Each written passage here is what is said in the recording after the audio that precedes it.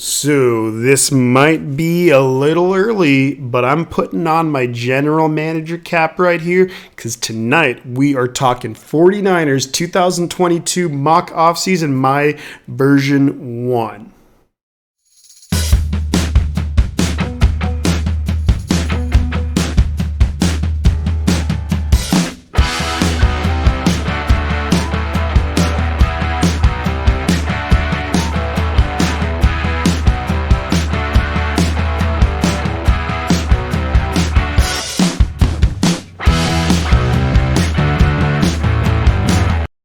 Alrighty, everybody, welcome back to Shifty's 49ers Talk. It's your boy Shifty coming at you with another episode. This one's going out to Niner fans, near, far, NFL fans, sports fans. Y'all are welcome here. Today we are talking about a mock offseason for the 49ers. Now, of course, there's still a lot of football left to determine this season, and the 49ers just came off a big win against Cincinnati, so hopefully now we can turn that into a nice playoff run. But just want to take a little look-see into next year and just start, getting an idea of what I think that we should do. One of the things that we talked about in a previous video is that ultimately, we're going to trade Jimmy Garoppolo. He is a huge cap hit. At this point, Trey Lance should be ready to go. If he's not, then there's something wrong. And then we can get some draft capital in return. So ultimately, first thing that I think that's the order of business is we're going to trade Jimmy Garoppolo. I think he's going to go to Denver. And in this mock offseason, I'm going to project we get a third-round pick from Denver in exchange for Jimmy Garoppolo. So that's the first thing that we want to do. Next thing, with Jimmy Garoppolo getting traded, we're going to free up a bunch of cap space. The cap number is going to jump as well. And it sounds like D Ford is possibly going to retire and or be cut, which will save another couple of million. So the Niners definitely have some money to spend. And the main focus is we got to pay our superstars. So number one, after that, we got to extend Nick Bosa, give him a 5-year deal. I'm not like a cap expert, so I'm not going to break it down by exact numbers or anything, but it's going to be a big deal. Next, got to give Deebo Samuel that 5-year deal. He's just turned into such a, offensive weapon and maybe the best offensive weapon in the NFL. So he's going to get a big-time 5-year deal. After that, a couple of guys who are scheduled to be free agents, a little bit more under the radar. DJ Jones has really stepped up, especially the last few weeks, but he's been really consistent with us since we've drafted him.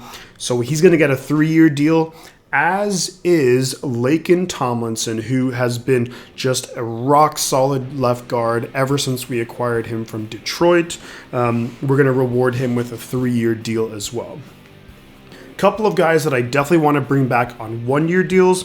We're looking at Arden Key, who's really been solid for us. We may have to give him a 2-year deal just because edge rushers are so sought after in free agency, and he's still very young too. Then a couple of guys in the secondary, which I'd like to do essentially what we did last year, is give K'Wan Williams and Jaquiski Tart, both 1-year deals. Keep them in San Francisco and have that veteran presence. Now, again, we will have quite a bit of money to spend, but I don't see us as big players in free agency. There is one person that I'm looking and I would like the 49ers to look into signing. Ultimately, I think we need a veteran cornerback to play opposite Emmanuel Mosley heading into next season. So I'm looking at Bashaud Breeland, who currently plays for the Minnesota Vikings, has played on a number of teams over his entire career. He's been very, very consistent. He actually leads the Vikings in interceptions this year, but just a really solid cornerback that you can rely on, who's not going to have the negative effects of like a Josh Norman, who's just prone to giving away so many defensive pass interference calls and holding calls.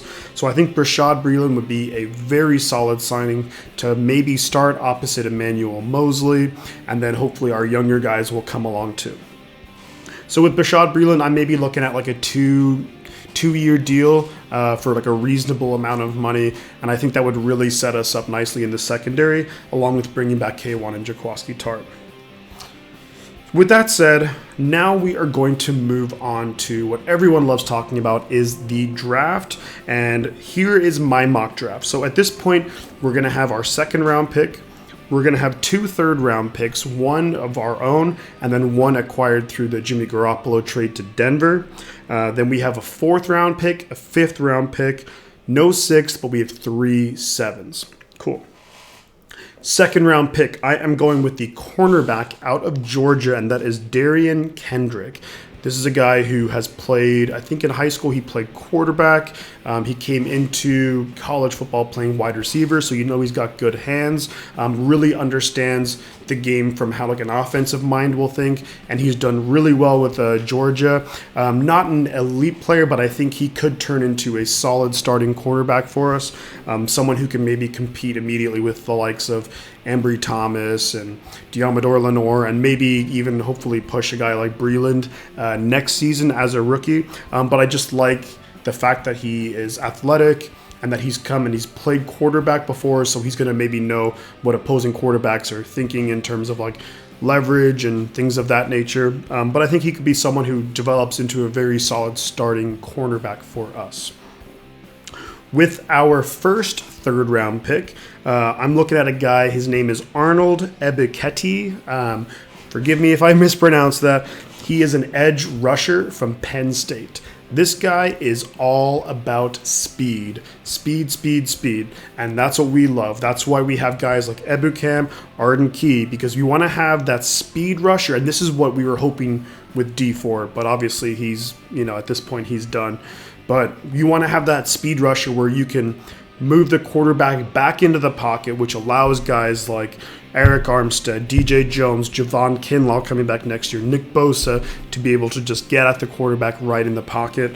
So I'm looking at Arnold Ebiketie. He's, uber athletic, excellent size, a bit raw, but what you'd expect in a 3rd-round pick where luckily we have an awesome defensive line coach in Coach K. So I think that is someone who can really develop into a solid rotational pass rusher. Hopefully could be a guy who ends up maybe becoming like a 7, 8, 9 sack kind of guy. With our other 3rd-round pick acquired via the Denver trade, I'm looking at center Alec Lindstrom out of Boston College. He has an older brother, Chris Lindstrom, who was selected in the 1st round by the Falcons, I believe. Lindstrom here is a guy who I think that give him a year or two, obviously learn the offensive scheme, but also learn from just the consummate professional that is Alex Mack, and maybe 2 years or so down the line, he'll be just slot right in, hopefully not miss much of a beat. But he's a guy who can maybe look to get maybe perhaps a little bit bigger, but hopefully not sacrificing his athleticism, but just an absolute leader at Boston College, and I think someone who, with a year or two to learn the NFL game and get in the NFL shape, they could come in and just be like a long-time starter for us. 4th-round pick. We are going to go to a familiar school that I think Shanahan and Lynch love, which is Iowa. And we're going to double dip. We're going to go with a tight end from Iowa. This worked out pretty darn well the last time we did it. This time we're going to go for Sam Laporta, the tight end out of Iowa in the 4th round. Not as athletic as George Kittle, but definitely he has some more production in college than George Kittle. Just someone who Iowa plays such a pro-type offense that I think could actually come in, be effective. Maybe it'll take him, a little bit of time, but I think he can come in, be effective. Of course, there'll be that, immediate connection there with George Kittle, and Kittle will do whatever he can to help Laporta out. But I want to say to maybe really unlock Shanahan's offense, I think he really wants to have that other tight end who could maybe be a threat, which is why we've, drafted and signed guys like, Charlie Werner in the draft. We drafted him. Bringing in Jordan Reed last season, I think, there's really little to no time that Reed and Kittle were out there, but I think in terms of mismatches, it's something that Shanahan would just absolutely love to do. So Sam Laporta, tight end out of Iowa, and hopefully just have that big Iowa connection and just terrorizing the NFL. 5th-round pick, we're going to go with a cornerback by the name of Chamari Connor. This is a guy who is mostly played slot corner in college football, and I think could be a guy, again, with a year to maybe kind of sit, learn the NFL defense and the nuances of the game, could ultimately take over for K'Wan Williams. He's definitely a bigger cornerback than K'Wan. K'Wan's not His height isn't quite there, but I think Chamari Connor would have a great veteran to learn from, and it's a defense that I think would really suit his skills. So someone that I think in the 5th round could be a guy that maybe we see in a year or two.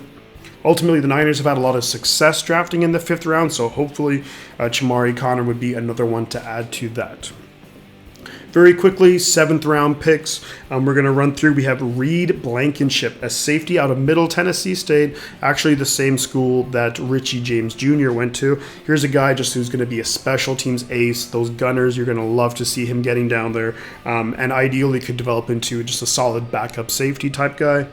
Then we have Rachaad White, the running back out of Arizona State, someone who I think that I like that we should always look to draft at least one running back every draft, because a lot of these guys, Shanahan's offense allows them to really just, their production is insanely good, and that can maybe lead to trades in the future. Like, perfect example, even though he was undrafted, was Matt Breida. So we undrafted him, got Matt Breida, developed him into like a solid running back, and then we got him. He was like a 4th or 5th round pick for Breida. So I really hope that we continue on drafting at least one running back in each draft, and maybe having those guys that we can develop, trade them on, and then plug in another guy. Last but not least, we have Key Walker, linebacker from Georgia. Linebacker is not really a position of need because we have the likes of Fred Warner, Dre Greenlaw, Azeez Al-Shaair, but you never know what could happen. Maybe we want to ultimately look to trade one of those guys. We've given Fred Warner a big deal. If someone like Azeez or Dre Greenlaw is going to look for a big contract, maybe we just look to ship him on to another team. Key Walker is super athletic, just like really what you'd want in these modern NFL defenses with so much passing going on. And he's actually got really good size. He's 6'4", 240, I believe. So someone who can help plug those lanes, those passing lanes. And, we've proven that we can develop linebackers. So if we do look to trade Dre Greenlaw or Azeez Al-Shaair for some draft capital, then I think this is a guy that give him a couple years or maybe 2 years, and he could be ready to come in and contribute.